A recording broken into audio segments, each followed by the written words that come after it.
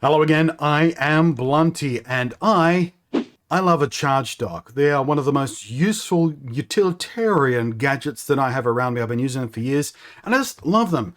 This style of charge dock specifically, so you can just drop your controller into it, into the cradle, it sort of auto-locates itself and just starts charging. There's no fiddling around. There's no sort of trying to hook the controller into the USB port or anything and all that kind of carry around. You just literally drop the controller in and it charges. They're beautiful. This one's from Nyko, and the other one I just showed you I recently reviewed. It's a new one out from PowerA. Unfortunately, neither of those brands have an equivalent charge dock for these yet, and there's a bit of a problem with charge docks for the PlayStation 5.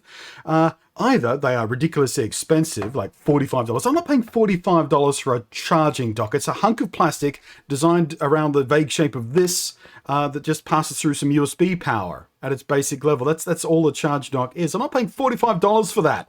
F off.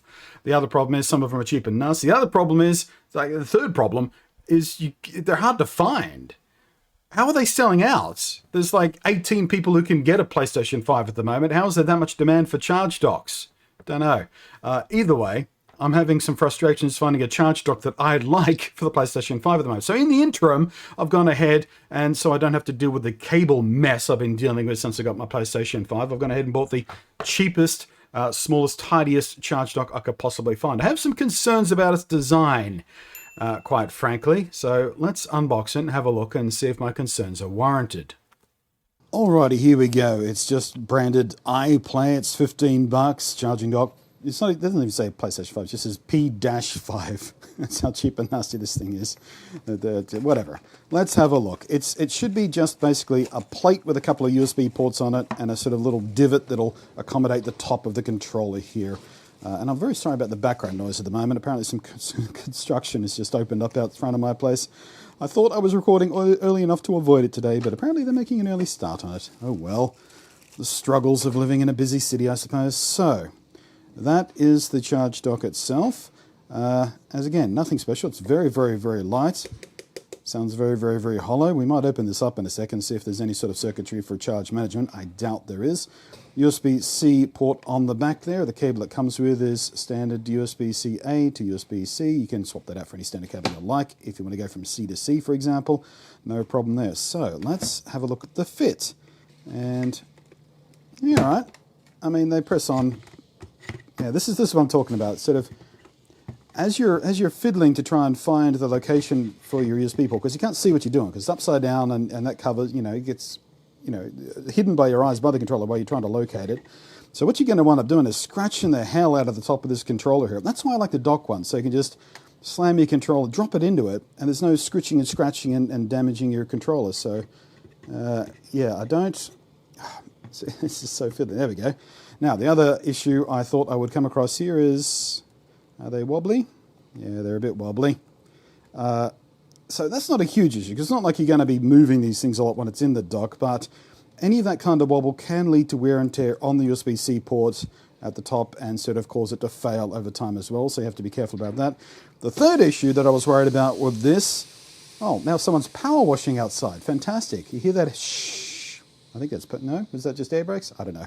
What a terrible video. Downvote it. Or upvote it for my determination to keep going despite these issues. Now, the other issue I was worried about, and again, the reason I like the drop dock kind of style is this.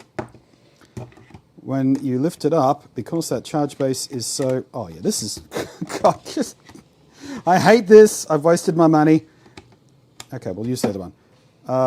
Yeah, when you go to lift it out of the dock, the dock just comes with. So it's a two-handed job just to get your controller off. That kind of, yeah, that's not the usability that I want. I just want to drop my controller in and lift it off again like it was sitting on a shelf. That's how my other docks work. That's what I love about them. This I can't recommend. Let's open it up. All right, so I'm imagining that underneath these grip pads, which not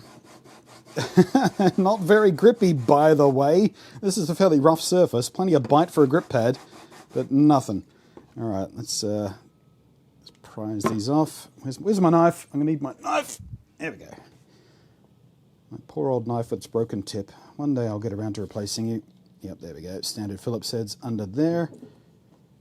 Zoink. Oh, that looks like some very cheap and nasty glue right there as well. Look at that. Looks like it's been on there for 7 years. Looks all yellowed. Nice. Last one. Out you come, little buddy. So you're just going to fall, yeah, just going to fall open for me.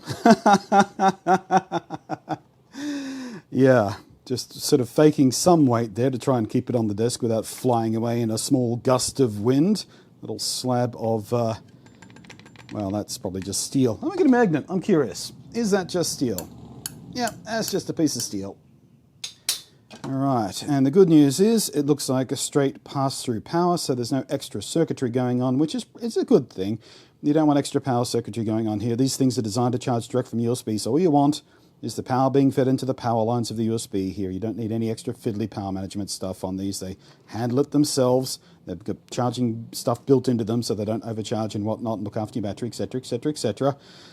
So yeah, that's good news. Mechanically speaking and electronically speaking, that's good news there, but yeah, I don't know. Maybe I might try and find some extra bits of steel to chuck in there. Well, you want to be careful about this too. Like if this is rotated in the factory, will that short out? Yeah, that could possibly short out these, so that's nothing to worry about. Yeah, I'm not going to be using this, and I'm not going to be recommending it. That's the long and the short of that. So thank you very much for watching. I am Blunty. Hope you found this useful. At least you know one not to buy now if you're tempted by the cheapness of this. Oh, it's only 15 bucks. Yeah, no worries. No, don't waste your 15 bucks on this. Wait for PowerA or wait for Nyko to bring out proper docks for these things. So I'm going back to the cables, I guess. I am Blunty. Thank you for watching. Thank you as always to the patrons scrolling up above there. Your extra above and beyond support is the word I'm looking for, is extremely valuable to me. I thank you. I appreciate it's the thought that counts. If you made it to the end of the video, that's enough. Do the thumb, sub, bell, ding dong, whatever.